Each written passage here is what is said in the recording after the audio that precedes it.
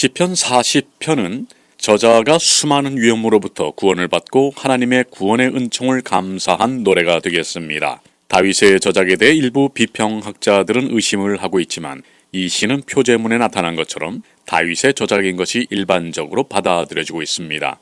내용으로 볼 때 이스라엘의 지도자 위치에 있었던 사람에 의해 쓰여졌고 원수들에 대한 언급으로 보아 다윗 왕의 작품인 것을 증거하고 있습니다. 본 시의 배경에 대해서는 사울 왕의 핍박을 피해 도망다녔던 시기였거나 압살롬의 반역이 진행되었던 시기라는 견해가 있지만 확실한 근거를 제시하기는 힘들다 하겠습니다. 오늘의 시편 40편은 크게 감사의 찬양을 내용으로 한 1절부터 10절까지와 또한 간구의 내용을 담고 있는 후반부 11절에서 17절로 나눌 수 있겠습니다.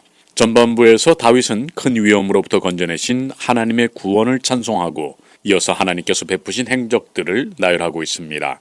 또한 하나님의 구원을 체험한 기자는 하나님의 뜻에 순종하며 그 뜻을 증거하는 자가 되겠다는 다짐을 천명하고 있습니다.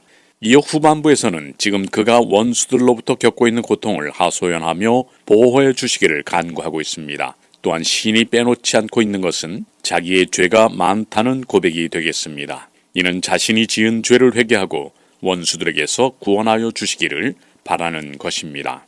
1절에서 10절까지의 본문 말씀은 전체적으로 감사의 찬양이 돋보이고 있습니다. 먼저 다윗은 기가 막힐 웅덩이와 수렁에 빠져 있었다고 자신의 처지를 밝히고 있습니다. 즉 다윗은 자신의 힘으로는 도저히 헤쳐나올 수 없었던 무력한 상황을 묘사하고 있는 것입니다. 다윗은 기나긴 고통과 질병 중에서 여호와 하나님을 인내로써 소망하고 있습니다. 그리고 자신의 부르짖음에 하나님께서 응답하시기를 간절히 소원하고 있습니다. 이와 같은 다윗의 끈질긴 간구는 마침내 결실을 보게 되어집니다. 기도는 즉각적으로 응답되는 경우도 있겠으나 또한 늦어지는 경우도 있으므로 낙심치 말고 인내로써 응답되어질 때까지 간구를 계속해야 할 것입니다. 다윗은 하나님께서 자신의 간구에 응답하신 사실을 좀 더 구체적으로 이후에 묘사하고 있습니다. 하나님께서는 다윗을 고통의 자리에서 건져내어 반석, 즉 안전지대로 옮기셨습니다. 그러기에 그의 발걸음은 든든하게 세워졌다고 고백하고 있으며 여기서의 반석은 메시아로 오실 예수 그리스도를 예표한 것이라고 볼 수 있겠습니다. 그래서 학자에 따라서는 이 시편을 메시아의 시의 범주에 넣어서 해석하기도 합니다.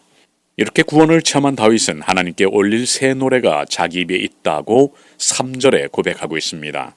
하나님께서 그의 입에 주신 새 노래는 구원을 경험한 자들이 하나님의 구원의 은혜를 찬송하는 내용을 담고 있는 것이죠. 하나님의 구원을 본 사람들은 경외하는 마음으로 여호와 하나님을 의지하게 됩니다. 그러므로 우리가 할 수 있는 일은 하나님께서 베풀어 주신 구원을 늘 찬양하는 것입니다. 일평생 그 은혜를 찬양한다 해도 그 구원의 은혜를 다 갚을 수는 없으므로 우리는 그 구원의 감격을 늘 되새기며 아직 그 은혜를 깨닫지 못한 주위 사람들에게 그 사랑을 전하는 자가 되어야 할 것입니다. 이어지는 오늘의 본문 시편 40편의 6절에서 10절까지 말씀 가운데 다윗은 하나님께서 진정 원하시는 것이 무엇인지 자기의 깨달음을 독자들에게 밝히고 있습니다.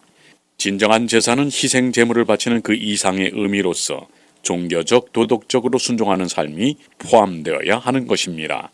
예수님께서도 율법을 폐하려 오신 것이 아니라 완성하기 위해 오셨다고 밝힘으로써 성경 전체가 하나님의 원하시는 바 율법의 요구에 순종할 것을 가르치고 있는 것입니다.